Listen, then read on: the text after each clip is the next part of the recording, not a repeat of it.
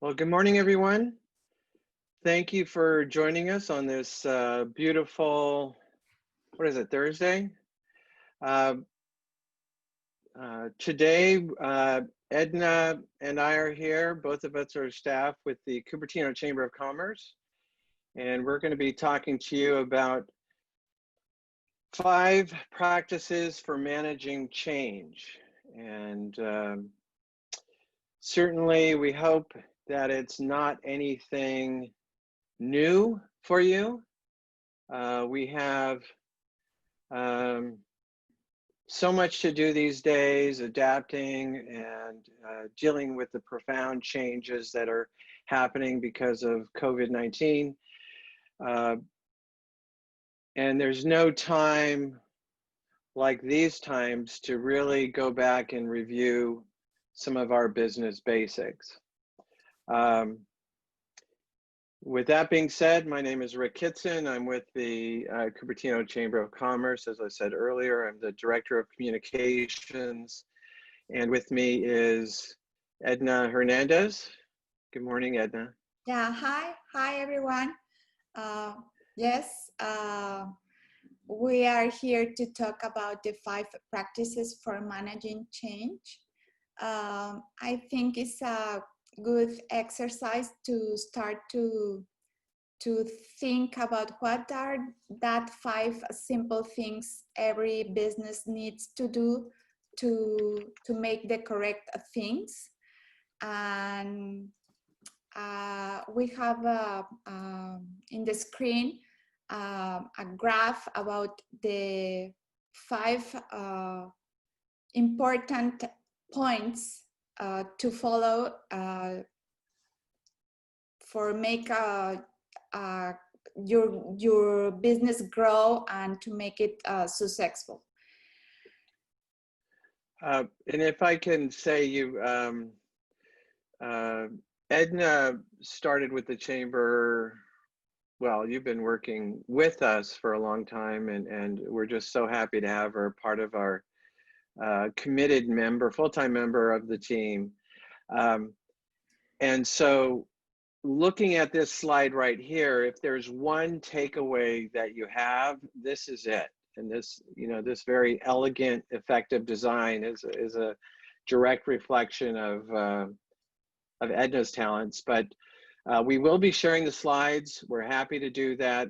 It's very simple, very basic information that really business hygiene that we all don't spend enough time doing.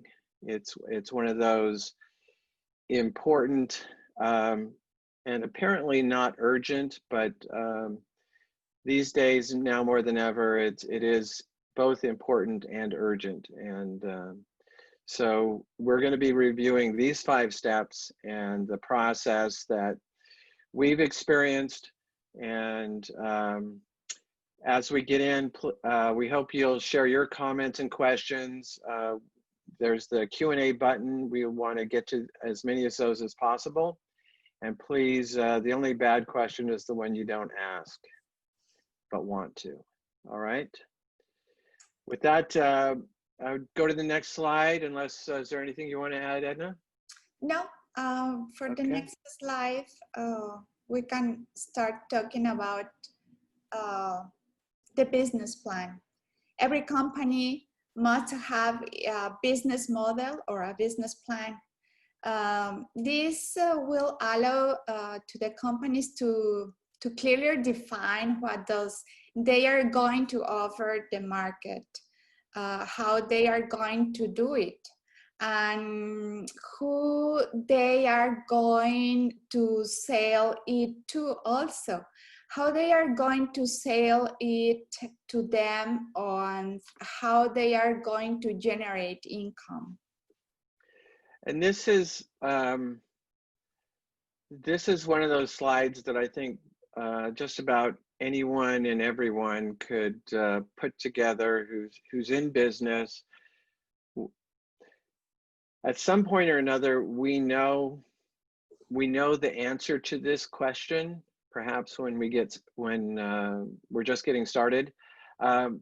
But things change, and that's really the underlying theme of everything we're talking about today. Things change, and we all get busy. Your business 2 years down the road, is it really the same business? Is that original business model actually what's happening? You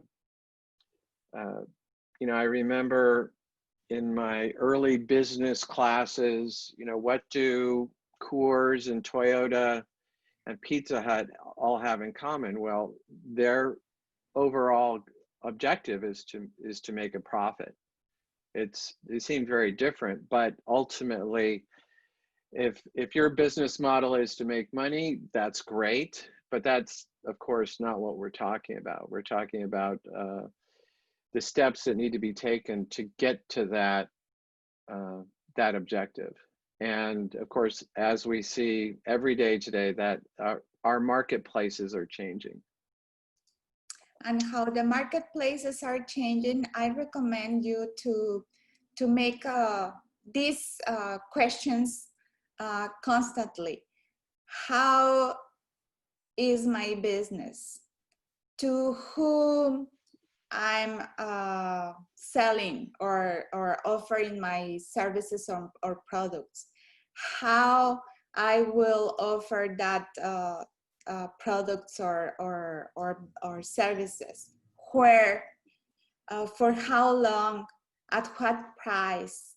Because how Rick said, the market is changing, and right now it's changing so fast.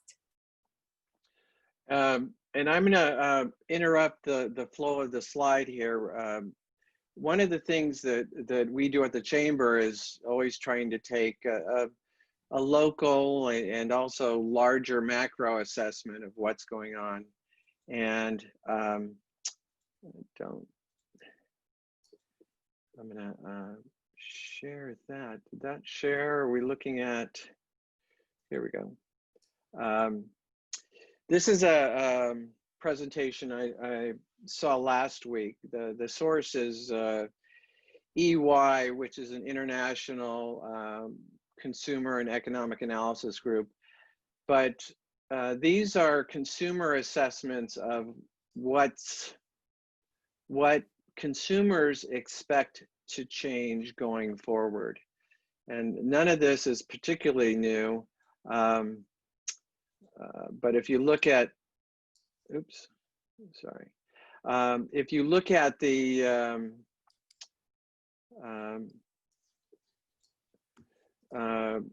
changes right here, you can see this is the biggest change: the way people shop, the way people travel. Half or almost half of all consumers expect that to change profoundly. Something that used to be a nice to have for local vendors, local restaurants, is that online ordering. All indications is that's going to be significant going forward. You know, 25% of all sales were online. Right now, it's over 30%, and frankly, I'm surprised, and I know others that are surprised that it's not higher. So these are some of the big changes we know we're seeing. I've experienced it just yesterday, visiting a local restaurant. Their website's completely out of date. These are not nice to haves anymore. These are increasingly that digital face to the consumer is increasingly essential part of your business. Go back to the slideshow.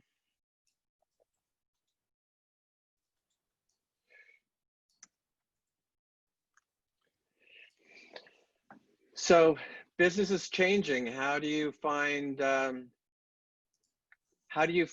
that new opportunity, or that recapture that lost client? This is looking at none of this is new. Looking at these bullet points, find underserved customers. Uh, One of the things I've seen discussed quite a bit in forums, from discussions with our county tax assessor, Larry Stone, to any number of other business forums. Underserved customers, one of the generational running gags is of course to make fun of make millennial jokes. And that's, every generation, I suppose, is entitled to make fun of the preceding and the following generation, and that's certainly fine. However, walking around Apple, walking around Google, walking around Silicon Valley, one thing that becomes very, very apparent is that these are all millennials or even Gen Zers that have these new high-tech, new economy jobs. And so it's increasingly essential and vital for businesses to look at that new constituent, that new customer, and figure out how to communicate with them. Does that mean that you're using social media more? Probably. Does that mean you need to have a very smooth sales funnel online? Probably. Does that mean you need to have a different voice for your business or brand? Also probably, and that's something a lot of people aren't comfortable with, is certainly when I was growing up, business, you had that business tone. Now the business tone is much more familiar and irreverent and funny, and it's an interpersonal type of relationship that brands are creating, and that's a very powerful tool that resonates with the younger audience. Is there anything that jumps out from this list for you, Edna? Yeah, well, we are talking about the millennials because they are the new target, right? Because the internet and the new consumers go through the social media and internet. But I would like to talk a little about what is a niche market. A niche market is a segment of a large market that can be defined by its own unique needs, preference, or identity that makes it different from the market at large. Like an example, we can think in a new niche of market, like make shoes for a vegan woman, or maybe shoes for plus size, but with a specific characteristic, right? We can start to explore different niche, and with that I'm explaining the first bullet point is find underserved customers, and how Rick said, probably millennials are the target, right? It's certainly the businesses that are really thriving now show that flexibility, that alacrity of adapting to that younger demographic. What is it, the 18 through 30? That they're certainly one of the more desirable, more habitual target audiences, target demographics that we hear about. But of course, that is changing as the population is aging. I think these niche markets that Edna was talking about are proliferating, segmenting. We were working with a local business who had a very successful business model, was very busy, and what what has happened with the pandemic is one of their most productive sources of business was word of mouth, which is, there's no stronger testimonial and marketing tool than really having satisfied customers. This business had that. But of course, in a pandemic, word of mouth, just what was your greatest strength is now, if you look at the last bullet, is now a barrier to your tradition, to moving forward. And so they've really had to adapt to the and explored how to digitize what was a very interpersonal, high touch sort of business. And you can imagine that digitization is countercultural to the business, which is, you have to respect it. It's all about interpersonal interaction, and that's a challenge. So that traditional strength eventually became a barrier, and that's something we're all dealing with. And I think we're spending a lot of time in this slide because this is where we get stuck, is how to move on, how to change, what to change. And then I'll throw in, without belaboring this too much, one of the really useful exercises, think of it as a thought experiment, tools. If you just do a quick Google search on personas, persona is essentially a user-centric tool to think of that new customer, that niche customer that Edna was talking about. What is it they want? What is it that customer that I'm not reaching, what is it they're looking for? Each, the 20-something is going to have a very different outlook than the 30-something or the young family, or anyone who's had the talked about Larry Stone. He has a great breakdown on how home purchases have changed over the years, and millennials really want experiences and relationships and aren't as interested in things or homes, and certainly not as interested in mortgages. So they're putting that off 10 to 20 years before they engage in that. So we know those changes are happening. So if we're dealing with people who really want relationships and experiences, how do we, as local businesses, how do we build that relationship? How do we help monetize that experience so that there's value both for the customer and for the business? All right, Yeah, enough about. Go ahead. Sorry, Rick, but yes, and also it's important to take advantage of these changes because right now with the COVID-19,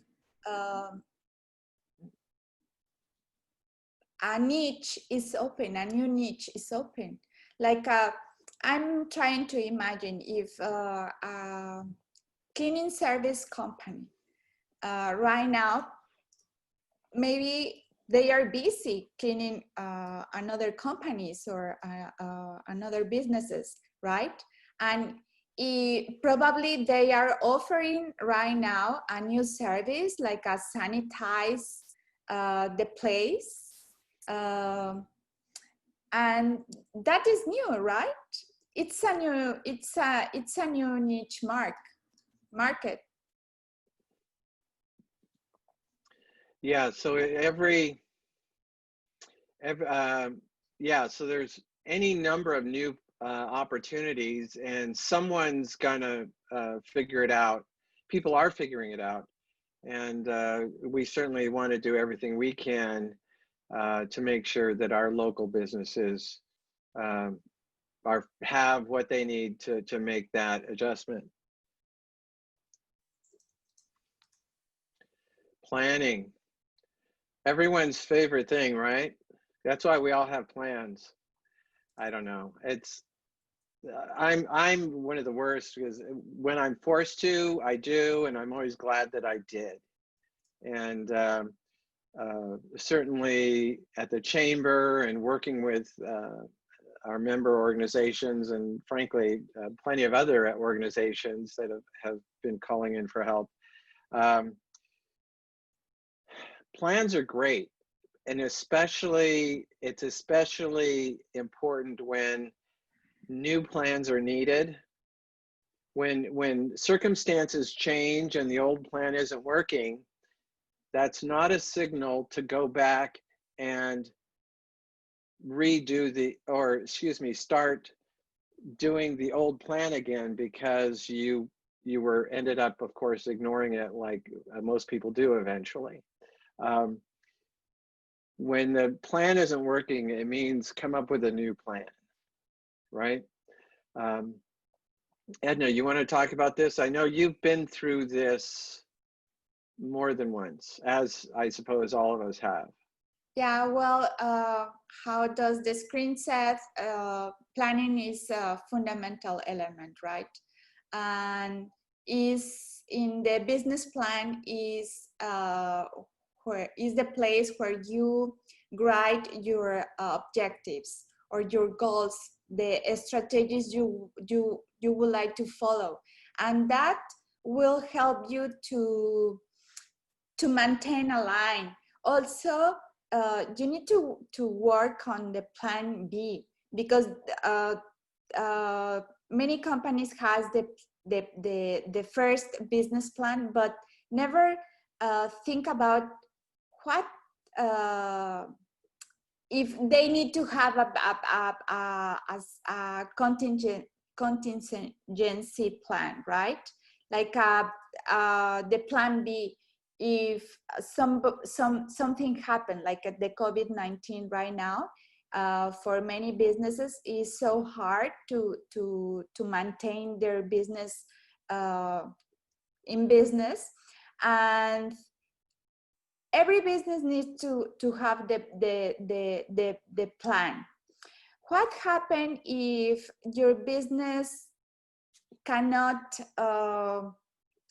sell your product because your store is not open? You have that plan.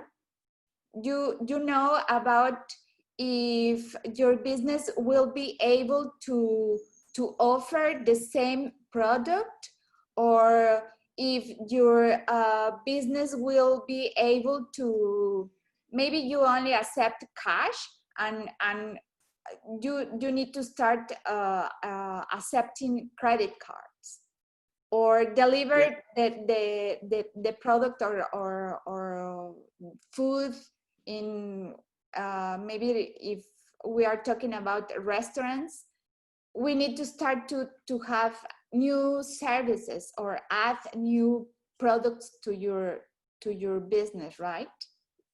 If I can give an example of that, Edna, I don't think there's harm in giving a little shout out to Lazy Dog, which they did a quick pivot, relatively speaking, and right after the closure in mid-March, I think it was within a week or two, they had a grocery pickup.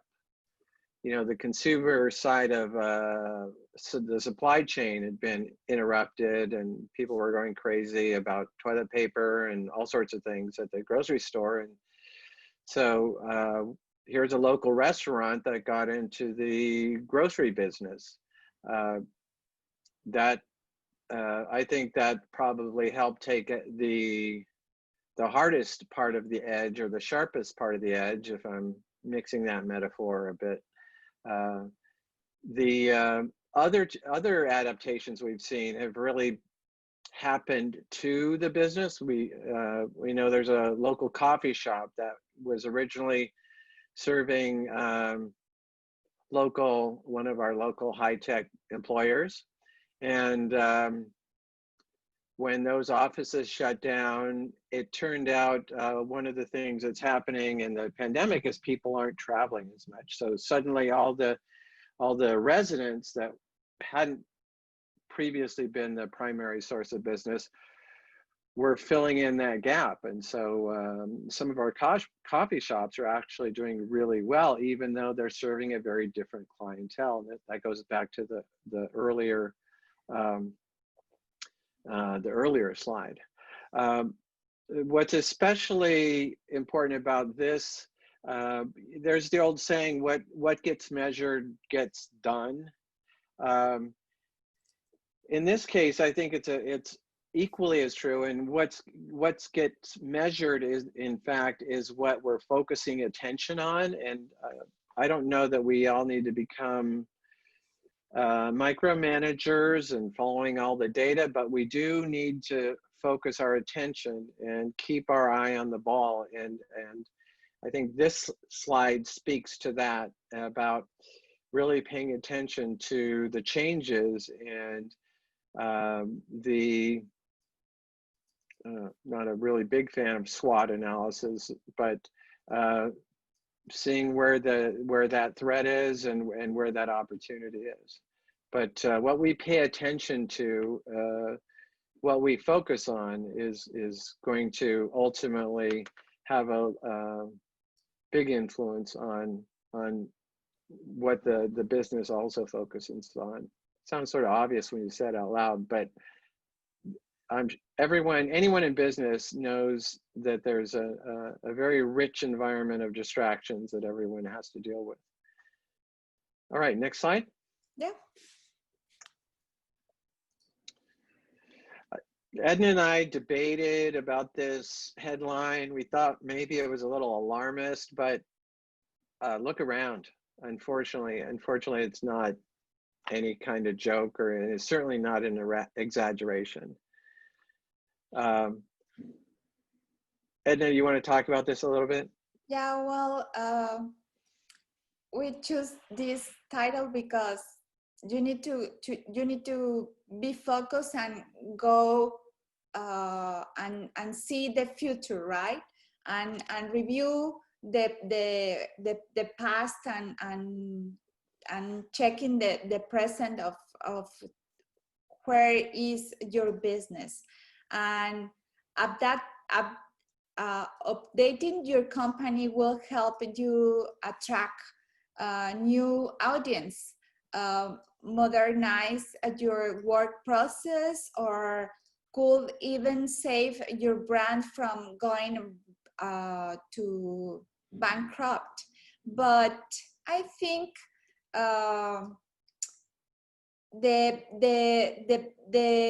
to have a business plan helped you to make the things correctly, and then to adapt your business how the situation is going on. I think if you are focused on what was your objectives at the beginning, you need to go ahead and make your business successful, but you need to review your 5 steps, right? I think if your competition grows more than you, what you need to do is update your data information on the internet, in your social media, with the directory of the chamber, like an example. You need to maintain your company updating. Yeah, there's so much data. There really is a veritable digital undertow where you can become incredibly wonky about what's going on, about all the metrics that are all around us. It's not necessary to be an expert in this, but it is certainly I think it's in our opinion, and let me know if you disagree on it, that you, uh, for any business now, you really need to be cognizant of this.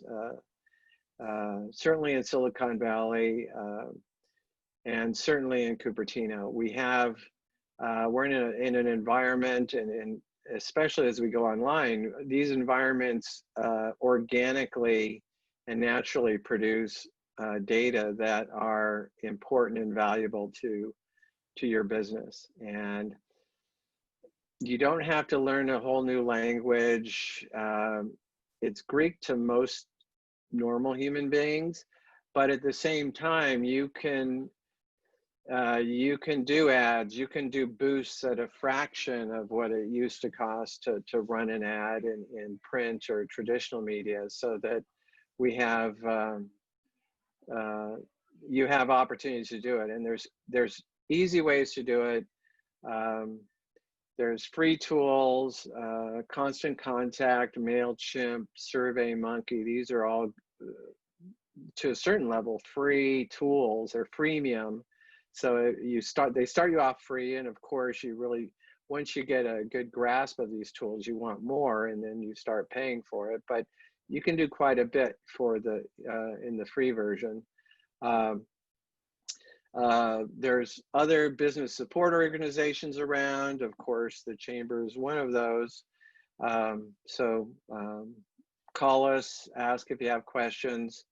As I said, the only bad question is the one you don't ask and wish you had. But going back to the slide, check your competition. It seems, there's the old joke, plagiarism is the foundation of all culture.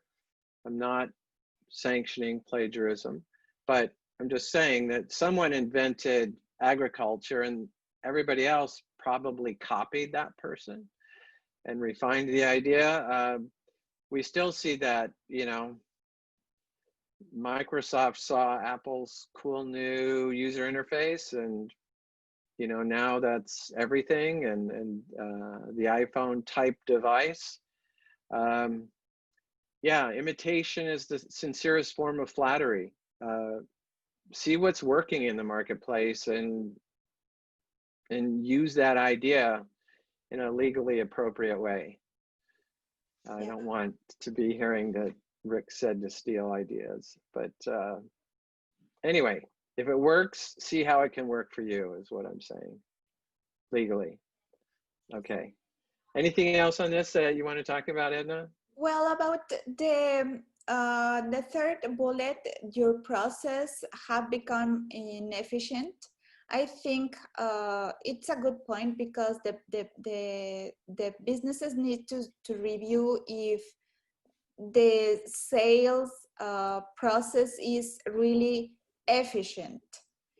If they need something to complete the process efficiently, it's better to do it, because if not, the businesses could lost sales, right?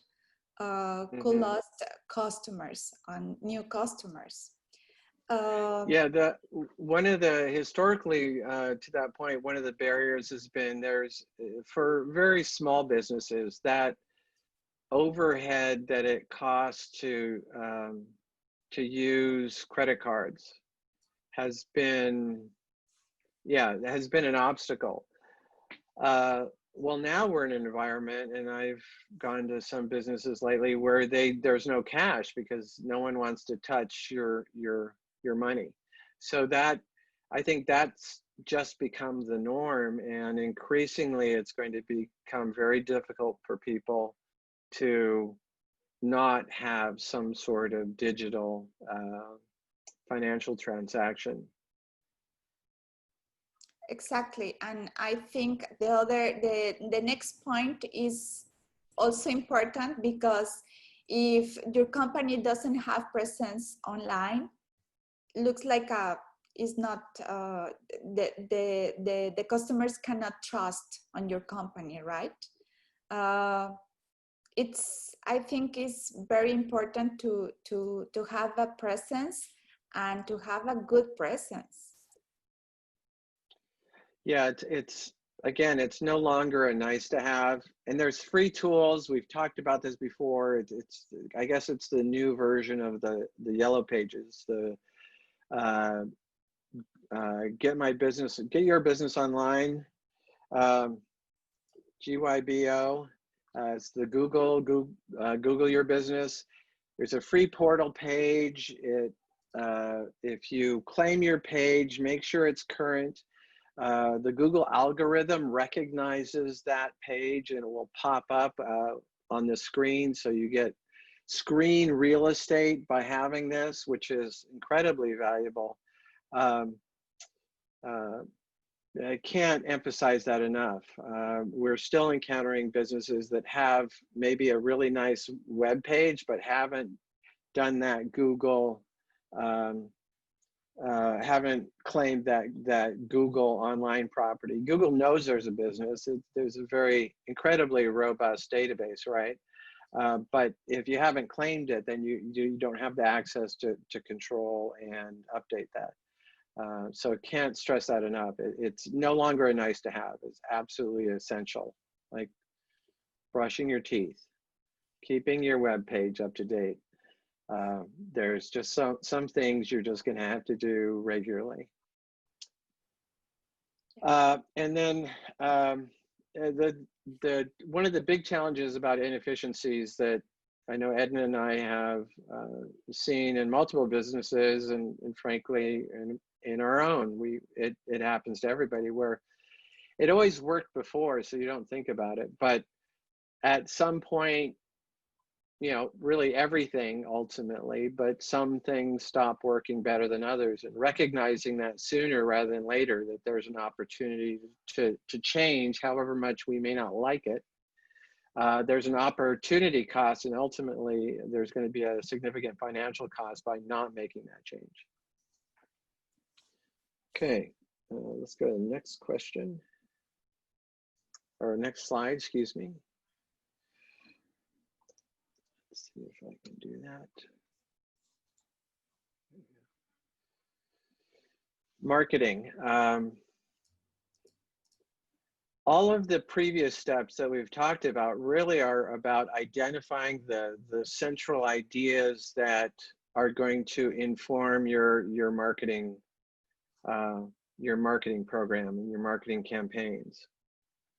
Do you want to talk about this a little bit, Edna?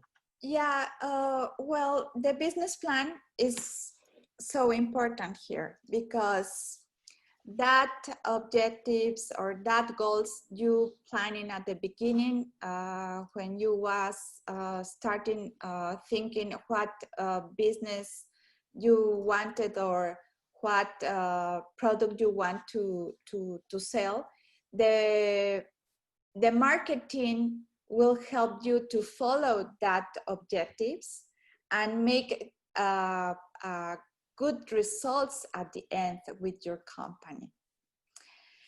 Is for that, it's important the business plan, and the marketing will help your company to get that new customers, or your customer, or make your customers loyalty customers, or make a brand. When you make a brand, the customers or the people will recognize your brand, and doesn't matter if there is another brand, but how they recognize or they memorize your brand, they will search for your business first than others. It's for that to have a marketing plan is so important. And for big businesses or for small businesses, the marketing plan could be different. But at the end, it's essential to make that goals to be success. There's, Edna, my own experience is that people tend to succumb to binary thinking here. I don't have a marketing plan. I have pizza, random example. I have pizza. There's a sale coming up next week. Pizza sale next week. That's my marketing plan, is when there's a sale or I want to move more beer or more product, I advertise that product or I discount, and that's it. So there's essentially the no plan versus the idea that you're dealing with a PR or ad agency with something that's very complex with multiple stages over a long period of time. And my own experience is that that's a false choice, that there's any number of small steps that you can take to build up to an effective marketing campaign. I mean, you've worked in more campaigns than most humans. What's your experience? Well, my experience, I was working in different campaigns. I worked for banks before, and the campaigns are different than the campaigns will make for a small business. But at the end, the objective is make a great or success campaign, right? Or make more customers. And talking about the campaign, it's not only promote your business in one way. You need to make visible your brand in different areas. Like if you are going to make an email marketing, also you make a social media promotion, or you make a poster, or you make a web banner promotion. You need to make a combination of different possibilities to make that campaign to be successful. Yeah, and it's using hashtags, or there's using a different tone that you might otherwise. Looking around, one of the more successful new brands is Patagonia. They've the kind of active lifestyle outdoor clothing brand.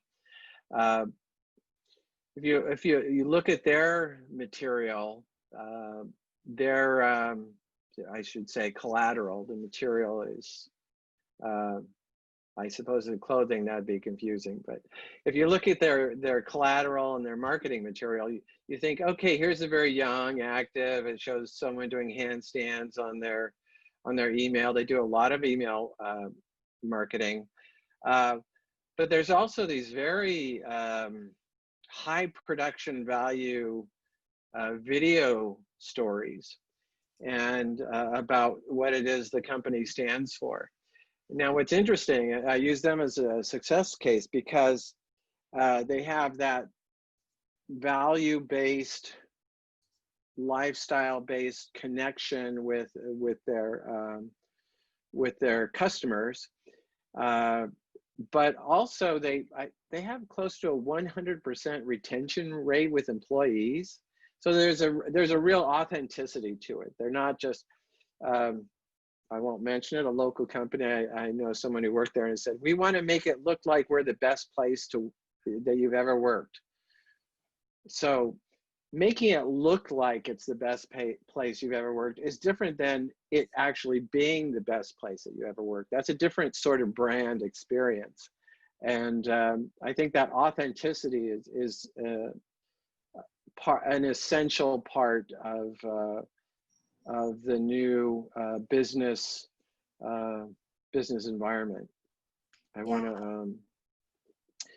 think what's going on in the world, I think just simply reinforces the value and consumer need and desire for authenticity. Yeah, also they need to be consistent with with the communication, and they need to be consistent with how present the brand.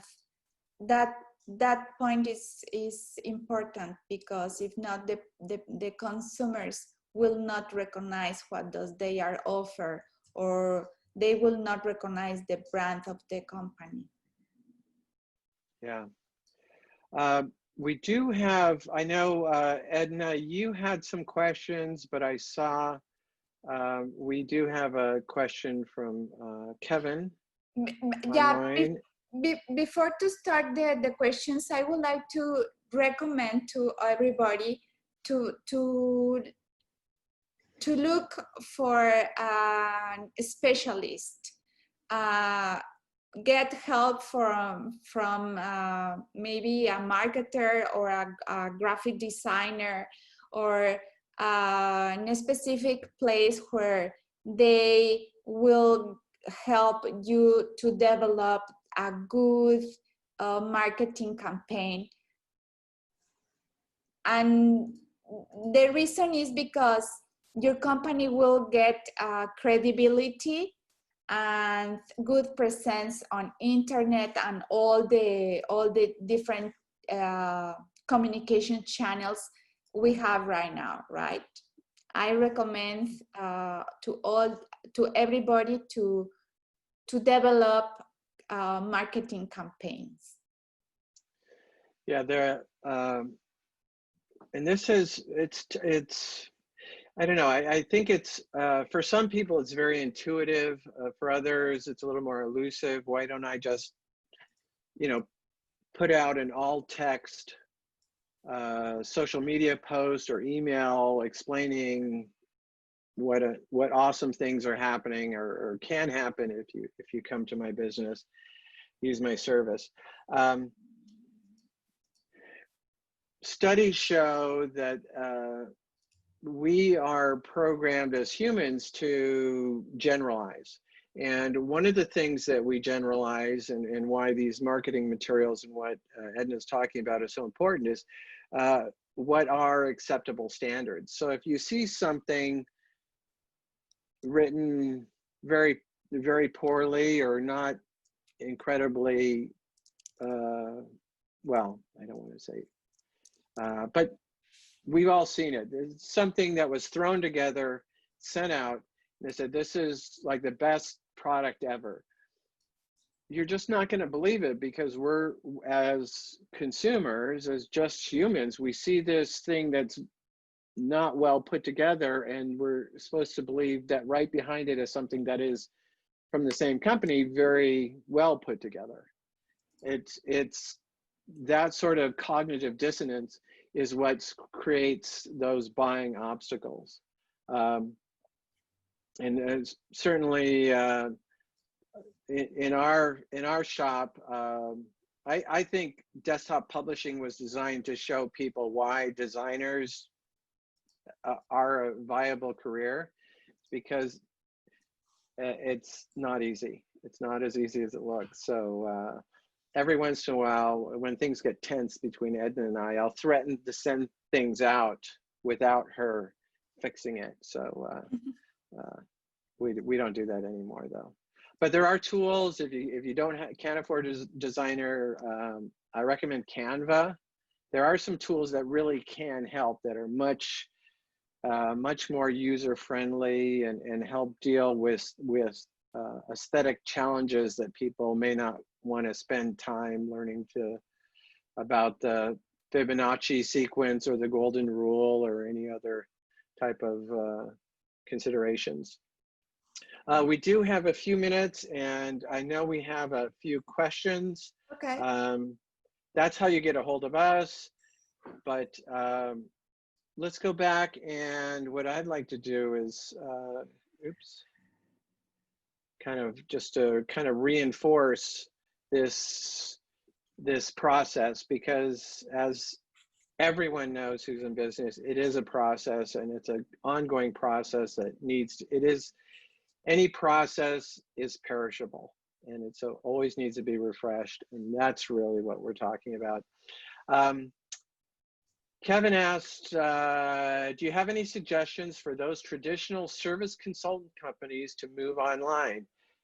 How the new revenue model can be, how to utilize new infrastructure for small businesses to move offline segments to new transition potential with new transmit. I'm going to read that. Yeah, so how do smaller companies pivot online? I know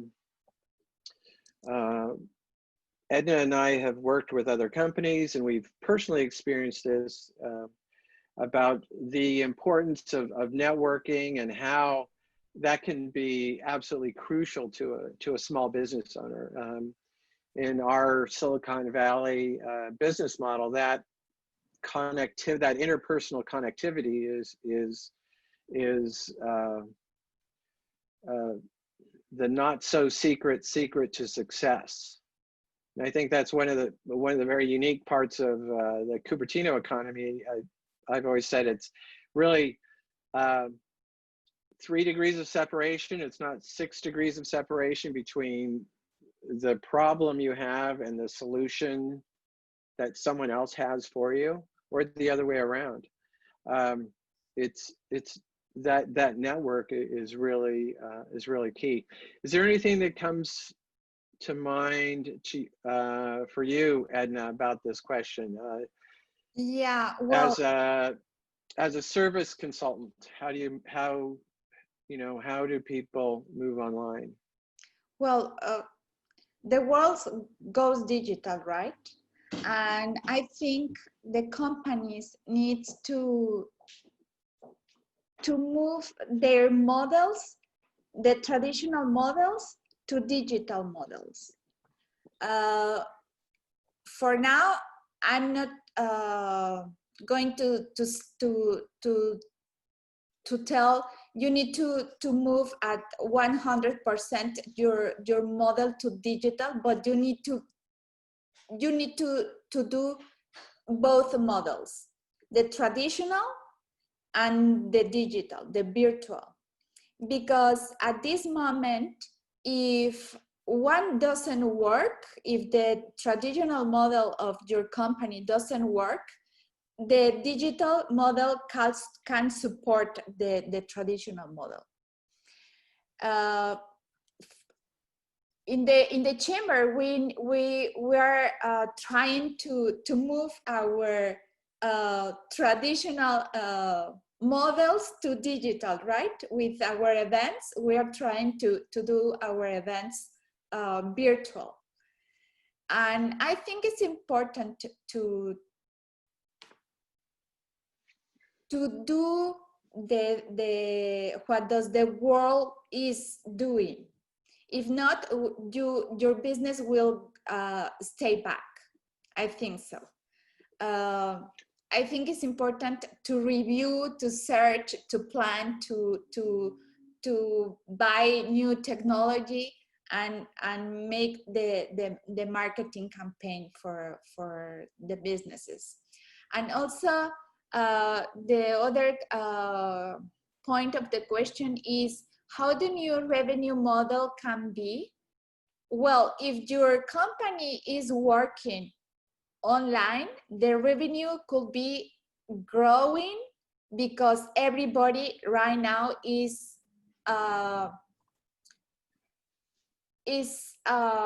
making purchase online, right? Everybody is contracting people online or getting a new service, and they search first to get the service, but they goes online. I think it's very important to move the traditional models to digital models. And if I can add, Edna, that one of the tools that we've been using is Well, one is, as I had mentioned earlier, is to not succumb to binary thinking. So um, we don't expect that things will go from a completely service, high touch, sit down in the room and talk with an individual for hours about their finances or any other particular service, to suddenly being an online brokerage for the same. There's already players in that space.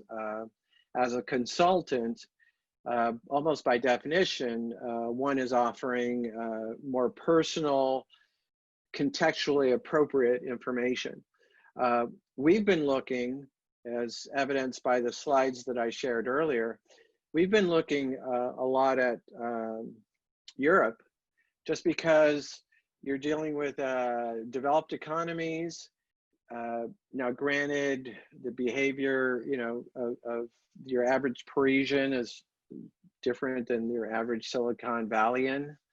I don't think that's a word, but you know what I mean. But in aggregate, they're developed economies.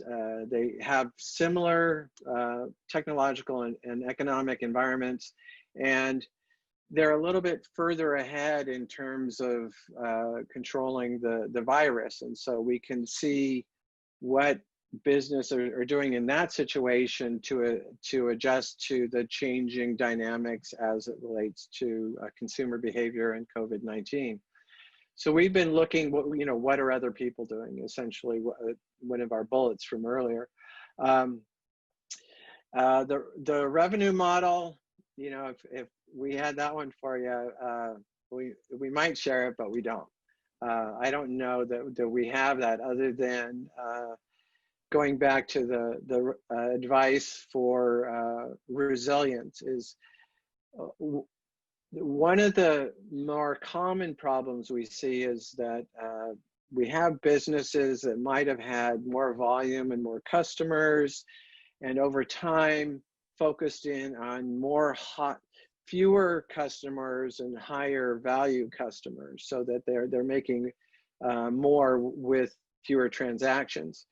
And that's nice. That's over time, that's been shown to be a very valuable, profitable adaptation. However, that adaptation also makes that business less resilient, makes it more dependent on fewer transactions. And so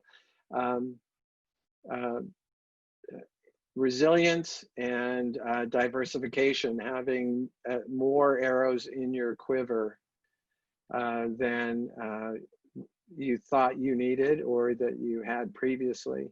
But ultimately, I think focusing on your principal value proposition, which is, as a service consultant, figuring out how to bring that service to your customer.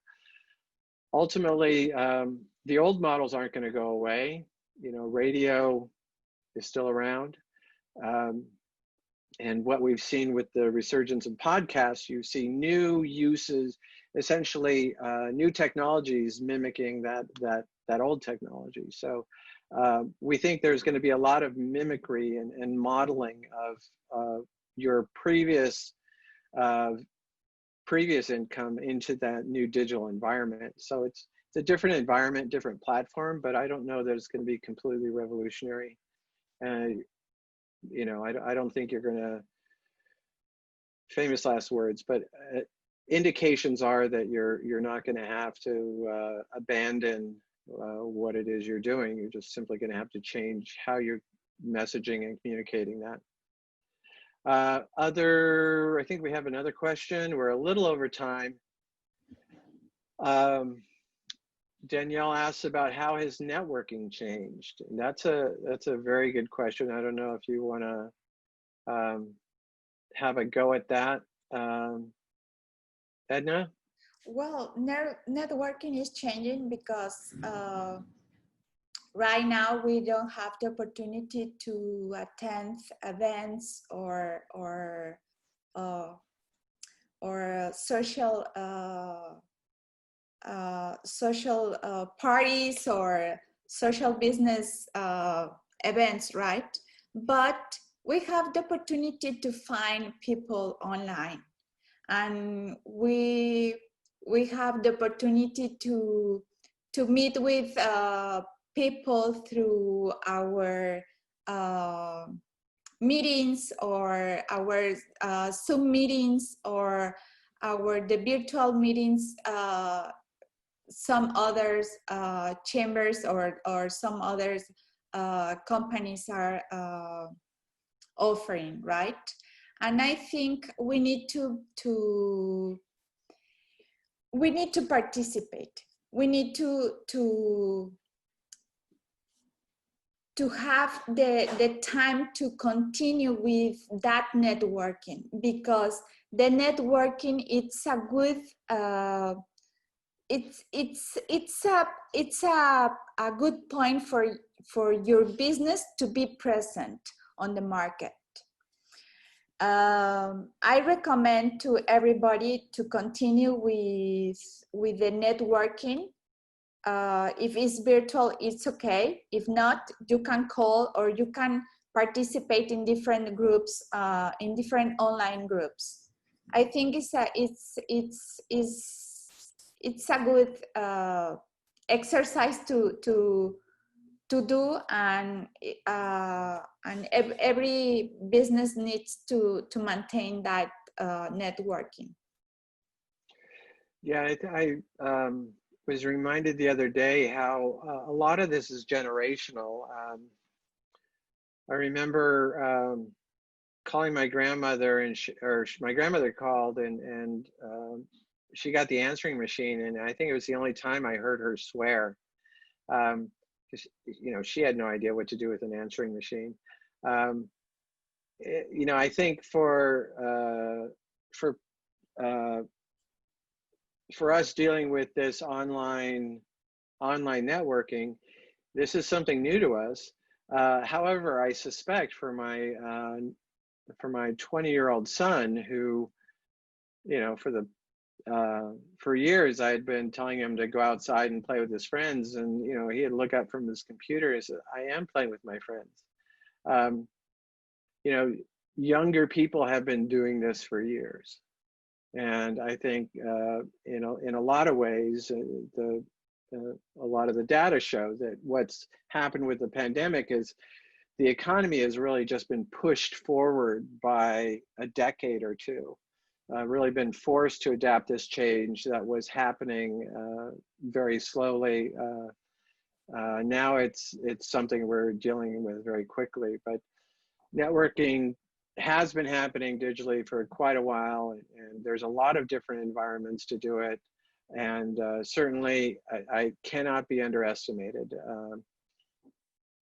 It's all, I don't know, I keep going back to it's people. You know, when we get a message from a machine that's, you know, spam, that's not relevant. When you get a message from a person, or you can see someone on the screen and you're talking, that's a much more compelling experience and motivational communication. So it's out there. We just have to do it differently. But ultimately, you know, everything we've seen is that it's going to keep happening, and it's what humans do. We network and communicate. Well, I think we're all done. We're a little over time, but I don't think we have any more questions. Oops, maybe we do. Oh, no, we're all good. Okay. Well, with that, let's just wrap this up, Edna. And any closing thoughts? No, thank you so much. No. Yeah, thank you. Yeah, Go ahead. we are open to receive more questions through our email.